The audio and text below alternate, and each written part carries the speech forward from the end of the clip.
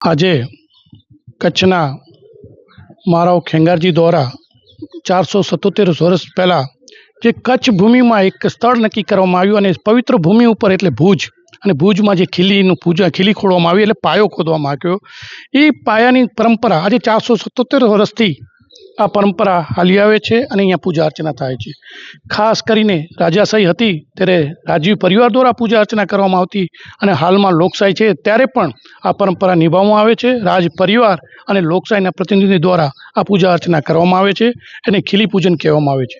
આજથી 477 વર્ષ પહેલાંની આ પરંપરા આજે પણ નિભાવી રહ્યા છે. ખરેખર આપણા માટે ગૌરવની વાત છે. અને સવાયા કચ્છી એવા નરેન્દ્રભાઈ મોદી સાહેબને એ હંમેશા કચ્છ પ્રત્યે એમનો એટલો પ્રેમ ને આદર આપી રહ્યા છે કે કચ્છના લોકો માટે હંમેશા કોઈ પણ જગ્યા હોય દેશ વિદેશમાં પણ એ હંમેશા કચ્છને યાદ કરતા હોય છે, જે આપણા માટે ગૌરવનું છે.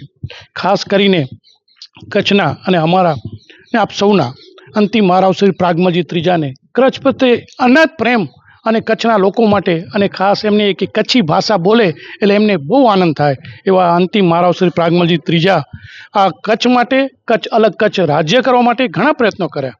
અને હાલમાં કચ્છના મહારાણી પ્રીતિદેવી જે હાલ મુંબઈ પધાર્યા છે, પણ એમને પણ કચ્છના લોકો માટે સવારના જ ફોન કોલ દ્વારા બધાને શુભેચ્છા પાઠવી છે અને મા પાસે પ્રાર્થના પણ કરી છે કે કચ્છના લોકો હંમેશા સુખ, શાંતિ અને સંપત્તિ રહે અને ભાઈચારો કાયમ રહે એવી પ્રાર્થના સાથે સર્વને શુભેચ્છા આપી છે.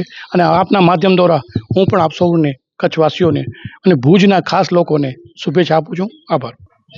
આજે ભુજના 477માં સ્થાપના દિવસની આજે પૂજા અર્ચના કરવામાં આવી હતી. સૌ પ્રથમ ખીલી પૂજન કરવામાં આવ્યું, ભુજંગ દેવનું પૂજન કરવામાં આવ્યું અને ત્યારબાદ અલગ અલગ કાર્યક્રમો ચાલશે.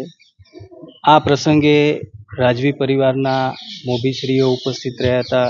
બાપુશ્રી, કુંવર સાહેબ શ્રી ઇન્દ્રજીતસિંહ, નગરપતિ બેન શ્રી રશ્મિબેન અને બધા જ સૌ આગેવાનોની ઉપસ્થિતિની અંદર દર વર્ષની આ પરંપરા રહી છે. આજથી 477 વર્ષ પહેલાં જ્યારે આ ઐતિહાસિક ભુજનું મારાવ સાહેબ દ્વારા જ્યારે અહીંયા એની સ્થાપના કરવામાં આવી હશે ત્યારે આજે આ એક ઐતિહાસિક ભુજ બન્યું છે અને દેશ અને દુનિયામાં જાણીતું ભુજ બન્યું છે. દરેક લોકોનો સહયોગ મળ્યો છે. ભુજ આજે કચ્છનું પાટનગર બન્યું છે અને ભુજના વિકાસની અંદર અનેક લોકોનું યોગદાન છે. રાજ્ય સરકાર, રાજ્યના મુખ્યમંત્રી શ્રી ભૂપેન્દ્રભાઈ પટેલ સાહેબ અને વિશેષ આ દેશના વડાપ્રધાન શ્રી નરેન્દ્ર મોદી સાહેબ જ્યારથી મુખ્યમંત્રી બન્યા ત્યારથી ભુજ અને કચ્છને આજે દુનિયાની અંદર અગ્રેસર બનાવ્યું છે. અને આપણને સૌને ગૌરવ છે કે ભુજની અંદર અનેક વખત આદરણીય શ્રી નરેન્દ્ર મોદી સાહેબ મુખ્યમંત્રી તરીકે અને દેશના વડાપ્રધાન તરીકે આવી કરીને કચ્છ અને ભુજની અંદર આજે વિકાસના આપણા જે દ્વાર છે એ ખુલ્યા છે અને જેના કારણે આજે ભુજ અને કચ્છ આજે દુનિયાભરમાં આજે જાણીતું થયું છે. આ સ્થાપના દિવસે હું સૌને મારી હૃદયપૂર્વકને ખૂબ ખૂબ શુભકામના પાઠવું છું.